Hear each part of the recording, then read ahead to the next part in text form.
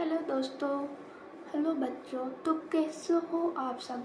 उम्मीद करती हूँ, आशा करती हूँ कि आप सब बहुत अच्छे होंगे और अच्छे से अपने 2027 का जो बोर्ड पेपर है उसे देने के लिए बहुत ही ज़्यादा मेहनत कर रहे होंगे कि मैं टॉप कर लूँ, मैं अच्छे नंबर ला लूँ।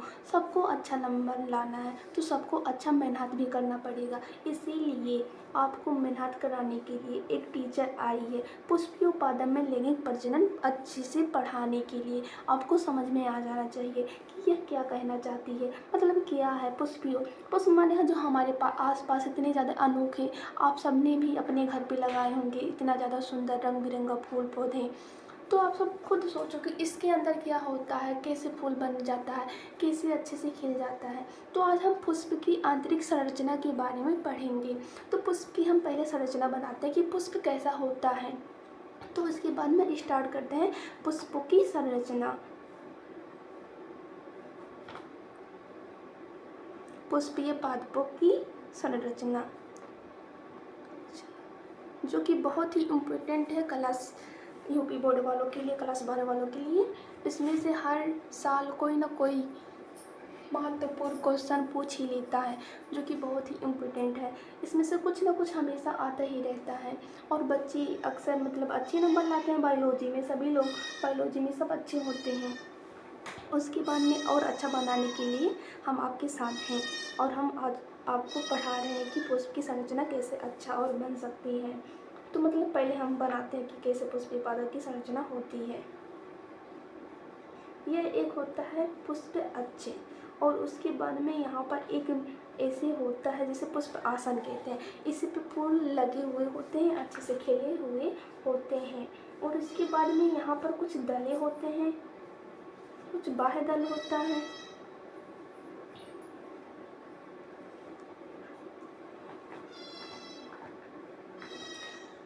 और इससे पहले हम नाम लिख देते हैं। इसे कहते हैं पुष्प आसन, पुष्प अच, पुष्प अस कहते हैं, अच्छ कैसे कहते हैं, अच्छ। और इसे कहते हैं पुष्प आसन।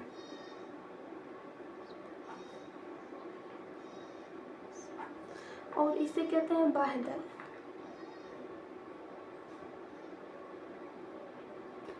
दल। अब आप कंफ्यूज होंगे कि एक होता है बाह्य दल पुंज। तो मतलब बाह्य दल पुंज ये होता है कि मतलब जब एक एक दो तीन, इसमें देख लो कितना है, तीन चार है ना। तो अगर जो एक से अधिक है तो उसे बाह्य दल पुंज कहेंगे। मतलब इसे बाह्य दल भी कह सकते हैं और बाह्य दल पुंज भी कह सकते हैं, दो नाम होते हैं। और इसके बाद में यहाँ पर एक और होता है दल जो कि रंगीन होता है, कीटों को अपने ओर आकर्षण कराता है। और ये हमारा परागकोश होता है।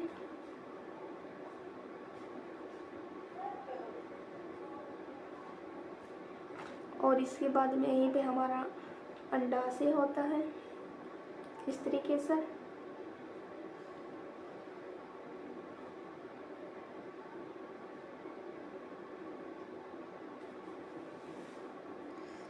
इसे कहते हैं वर्तिकाग्र।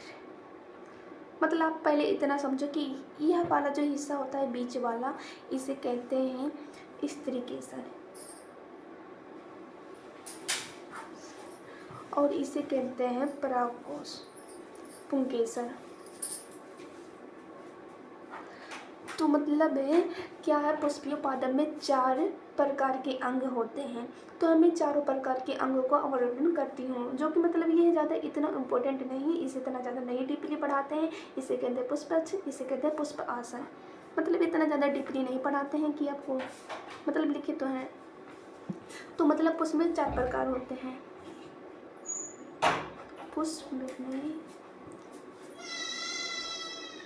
4 प्रकार के अंग होते हैं।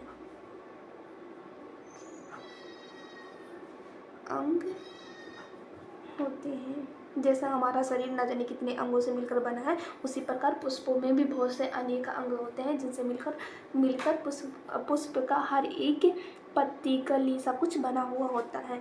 तो मतलब पहला होता है बाह्य दल पुंज। बाह्यदल पुंज। बाह्यदल पुंज जो कि मतलब है इसका काम होता है भीतरी भागों की रक्षा करना।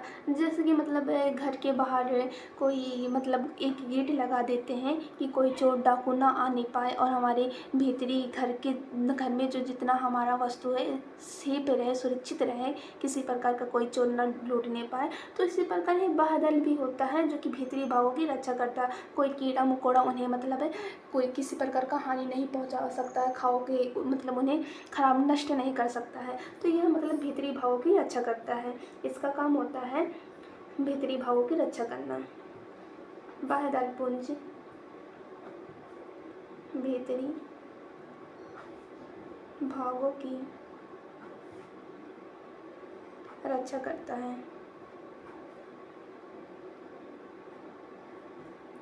और दूसरा क्या है? दूसरा होता है दल।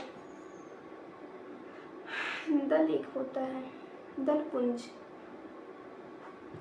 ये भी समूह में होता है। एक रहेगा तो इसे बाह्यदल कहेंगे, अगर जो मतलब ज़्यादा रहेगा तो बाह्यदल पुंज कहेंगे। तो इसी प्रकार एक रहेगा तो दल कहेंगे और बहुत ज़्यादा होंगे समूह में होंगे तो दल पुंज कहेंगे। तो दल पुंजों का काम होता है, दल पुंज क्या करते हैं? दल पुंज ये रंगीन होता है, मतलब जैसे आप पुष्प के रंग देखे होंगे, मतलब गुड़हल का फूल आप देखे होंगे तो वह लाल रंग का होता है। जो मतलब फूल होता है एक चौड़ा वाला भाग, उसे मतलब लाल रंग का होता है ना। तो ये जो लाल रंग होता है वो कीटों को अपनी ओर आकर्षित करता है, मतलब उसमें निषेचन के लिए।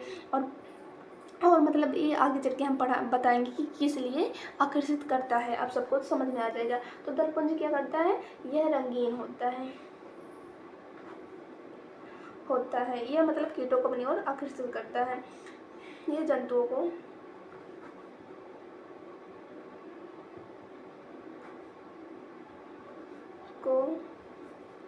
अपनी ओर आकर्षित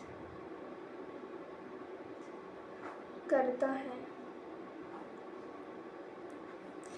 और उसके बाद में अब हम तीसरा भाग पढ़ेंगे जो कि होता है पुंकेसर। पुरुष वाला भाग होता है पुंकेसर के बारे में।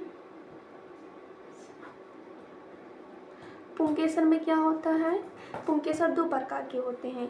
ये जो मतलब हम समझे एक डंठलों में बनाए थे, इसे कहते हैं, रुको हम बता रहे हैं आप सबको, इसे कहते हैं परागकोश।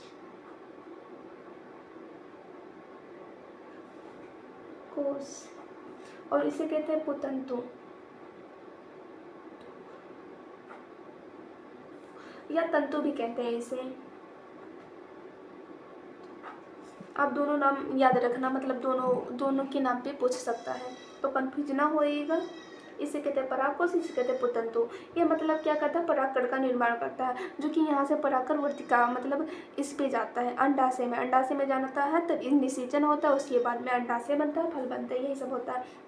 तो आप लोग मतलब डीपली अभी इतना ना जाएं, अभी जो हम हल्का फुल्का बता रहे हैं उसे समझें। उसके बाद में हम आगे चल के कुछ और बताएंगे कि मतलब आगे क्या होता है, कैसे होता है, सब कुछ अच्छे से डीपली में पढ़ेंगे।